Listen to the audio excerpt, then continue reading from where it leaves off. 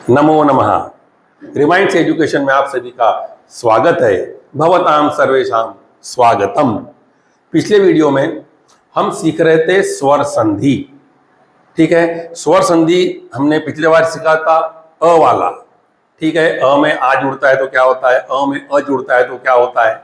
ठीक है, आज हम उसके आगे सीखने वाले हैं, पढ़ने वाले हैं।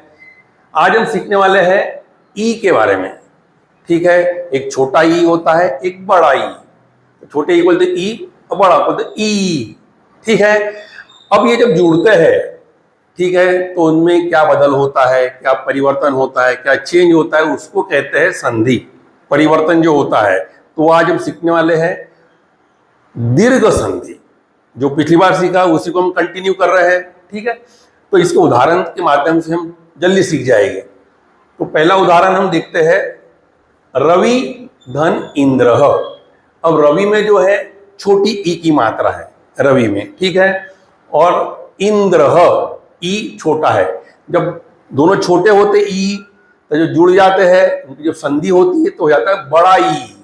ठीक है, तो रवि धन इंद्र, रविंद्र, क्या बोलते हैं उसको, रविंद्र। दूसरा उदाहरण, अब दूसरा प्रकार होता है छोटा ई और बड़ा ई जुड़ गया तो क्या होगा, बड़ा ई हो जाता है। देखिए, जैसे उदाहरण है गिरि धन ईश। गिरि में जो है, री में जो है छोटी ई की मात्रा है और ईश में बड़ी की मात्रा है। छोटा ई और बड़ा ई जुड़ जाएगा तो हो जाएगा बड़ा ई। तो गिरीश, गिरीश, गी छोटा, री बड़ा और ईश। एक चीज याद रखिए, एक बात, आप हमेशा इंद्र में ई छोटा रहेगा, इंद्र, और ईश में ई बड़ा रहता है, ईश, ईश। ठीक है, अच्छा, अब हम तीसरा प्रकार देखते हैं। पहले बड़ा ई है और बाद में छोटा ई है तो भी क्या होगा, बड़ा ई। जैसे उदाहरण है सुधी धन इंद्र। पहले धी में बड़ी ई की मात्रा है, बाद में इंद्र में छोटी ई है, दोनों जुड़ के क्या जाएगा, होगा बड़ा ई, सुधींद्र। ठीक है, सती है तो सती में बड़ी की मात्रा है, सती धन इच्छा, तो बड़ी धन छोटी क्या हो जाएगा, बड़ी, सतीच्छा, सती धन इच्छा, सतीच्छा। अच्छा, अब दोनों ही बड़े हो, जैसे नदी बड़ी ई की मात्रा, धन ईश, ई भी बड़ी की मात्रा है, दोनों जुड़ के क्या होगा, बड़ा ई होगा, नदीश। ठीक है, वो ई जुड़ के ई हट जाता है, फिर उसमें मर्ज हो जाता है ना, उसमें सम्मिलित हो जाता है, नदीश। अब हम सीखते हैं जब ऊ जुड़ते हैं, एक छोटा ऊ होता है उसको कहते ह्रस्व ऊ, और एक बड़ा होता है उसको कहते दीर्घ ऊ। ठीक है, जब दोनों छोटे होते हैं ऊ तो दोनों जब मिलके संधि होगी तो हो जाएगा बड़ा ऊ। ठीक है, जैसे उदाहरण देखते हैं हम, गुरु धन उपदेश। तो गुरु में रू में छोटा ऊ है और उपदेश में भी छोटा ऊ है, दोनों जुड़ जाएंगे तो हो जाएगा बड़ा ऊ, गुरुपदेश। ठीक है, भानु तो न में छोटा ऊ है, धन उदय, उदय में भी ऊ छोटा है, दोनों छोटे ऊ जुड़ के हो जाएंगे बड़ा ऊ, भानु धन उदय क्या हो जाएगा, भानुदय। दोनों छोटे ऊ जुड़ गए। अब देखते हैं हम, अगला पढ़ते हैं छोटा ऊ और बड़ा ऊ।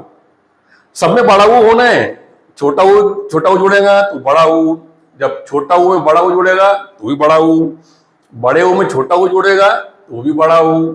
ठीक है, होना है, संधि होके बड़ा ऊ हो जाता है। अब दूसरा प्रकार है हमारा छोटा ऊ और बड़ा ऊ जब जुड़ते हैं तो हो जाता है, संधि हो जाती है बड़ा ऊ। जैसे लघु धन ऊर्मिही, तो क्या हो जाएगा, लघुर्मिही। लघु घ में छोटी की मात्रा है, छोटा ऊ है, और उर्मिही में ऊ बड़ा है, जब दोनों संधि हो जाएगी लघुर्मिही। अब बड़ा ऊ पहले है, बाद में छोटा ऊ जुड़ गया तो क्या होगा, संधि बड़ा ऊ होगा। जैसे उदाहरण है वधु धन उत्सव।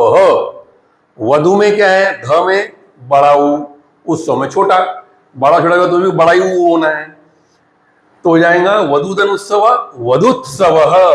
भू धन उन्नति, इसका संधि हो जाएगी भून्नति ही।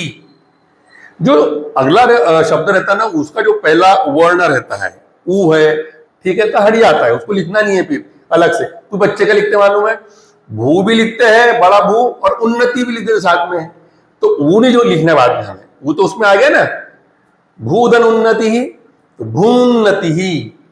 अब दोनों ऊ बड़े हैं, जैसे भू धन ऊ सरह, तो क्या हो जाएगा इसका संधि भूसरह। स्वर संधि में अंतिम जो है री धन री, ये होता है ऋषि का। इसको कुछ लोग रू बोलते हैं, रू पढ़ते हैं। दक्षिण भारत और उत्तर भारत में थोड़ा उच्चारण जो है अलग अलग होता है ना। जैसे ऋतिक रोशन, तो कोई ऋतिक बोलता है, कोई ऋतिक बोलता है ना, कोई ऋषि बोलता है, कोई ऋषि बोलता है, ठीक है। तो हमें तो व्याकरण सीखना है, संधि सीखना है हमें तो, ठीक है। उच्चारण हम कभी बाद में और किसी अच्छे एक्सपर्ट से सीख लेंगे या जान लेंगे, ठीक है। छोटा री या छोटा रू और छोटा रू या छोटा री दोनों जो जुड़ते हैं तो क्या होता है बड़ा, ठीक है। तो जैसे उदाहरण है पितृ धन ऋणम, है ना, दोनों छोटे हैं। त्रु पितृ, त्रु छोटा रू है, और ऋणम में भी या ऋणम में भी रू छोटा है। दोनों जोड़ के क्या हो जाएगा संधि पितृणम। पितृणम क्या हो जाएगा पितृणम। पितृ धन ऋणम, संधि क्या हो जाएगी पितृणम।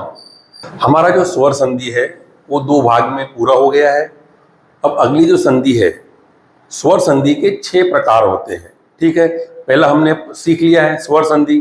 अब जो दूसरे प्रकार की संधि होती है वो होती है गुण संधि, ठीक है। वो गुण संधि हम अगले वीडियो में सीखेंगे। तब तक के लिए नमस्कार, बने रहिए हमारे साथ रिमाइंड्स एजुकेशन में। अगली बार फिर मिलेंगे। नमो नमः।